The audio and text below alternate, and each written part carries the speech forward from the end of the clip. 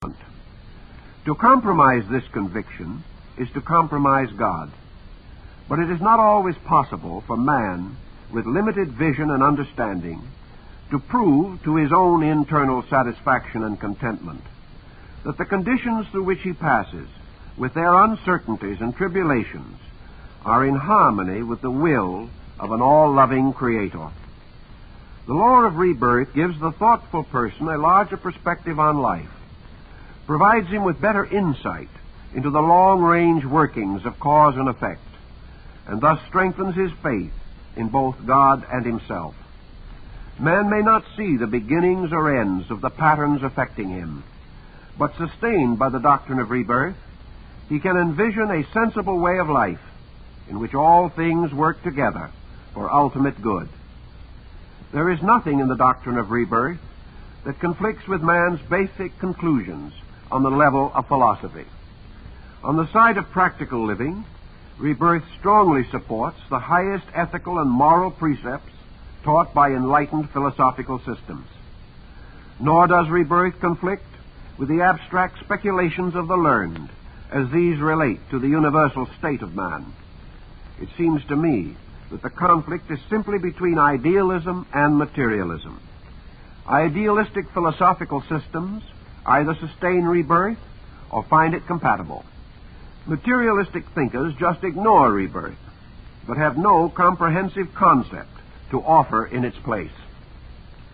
Rebirth cannot be incompatible with science, as now defined, because it deals with a level of ideas essentially outside the province of science, and about which science has advanced no certain or conclusive evidence.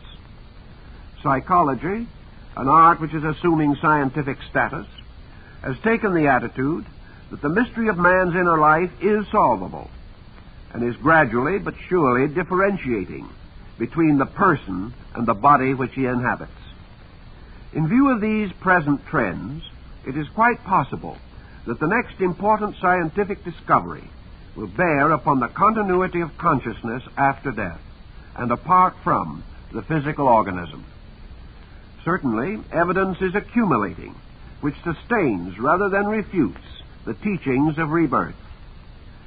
To me, therefore, this doctrine is especially valuable because it does not force me to accept anything that appears unreasonable in any branch of learning, nor does it require that I reject the advantages of knowledge or the benefits of progress in religion, philosophy, or science. It places no arbitrary limitations upon the future unfoldment of learning, for it encourages advancement in every field. It is suitable to all degrees of scholarship, being as useful and inspiring to the uneducated as to the educated. Unlike many popular concepts, it cannot be quickly outgrown or come into conflict with new discoveries. Rather, it encourages reflection and rescues my thinking from the conflicts of dogmas and the clash of creeds. Years of intimate contact with persons and their problems have convinced me that we all share in common doubts, fears, and uncertainties, and that these negative pressures frequently lead to a general attitude of futility. Troubled human beings are often impelled to ask, why are we here? Why should we suffer? And why should we have faith in anything? It seems to me that the law of rebirth, with its simple, positive statement of man's essential purpose, is the only doctrine that answers all such questions reasonably and adequately. According to the teaching of rebirth, we are all here to grow and to learn. Self-improvement is possible to everyone, and if we build our philosophy of life around the willingness to grow cheerfully and wisely, we resolve most of our doubts concerning providence. We are not here merely to succeed on the physical plane. We are here to succeed totally, which means that we must improve as persons, seeking richer internal values, deeper understanding, and a better orientation to the universal plan. By this concept, daily experience becomes a constant invitation to learning, as this relates to self-knowledge and to the knowledge of all other things. The whole world is, then, like the traditional little red schoolhouse, and we are all students, willing or unwilling, learning our ABCs in the University of Life. In the material world, education is recognized as a progressive procedure. The student graduates only after he has successfully advanced his various studies, passed his examinations, and proved his proficiency. By this process, it requires nearly 20 years to prepare the average child for a trade or profession, and much of his nature has remained uncultivated. It is also obvious that his internal life has been almost totally neglected. Accepting these evident facts, is it conceivable that man can attain complete spiritual maturity as a citizen of the universe in any single lifetime, regardless of ability or sincerity? Man is eternal, learning is eternal, and the doctrine of rebirth provides the individual with conditions favorable for the final attainment of true wisdom and understanding. According to this doctrine, immediate success may not be likely, but ultimate failure is impossible.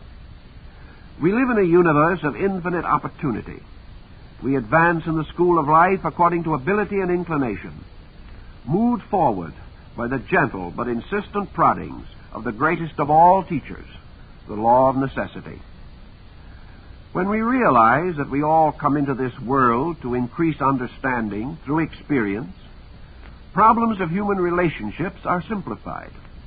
Associations become important because they bring ever-increasing opportunities for understanding, tolerance, and mutual improvement. We grow and mature together through the gracious privilege of sharing.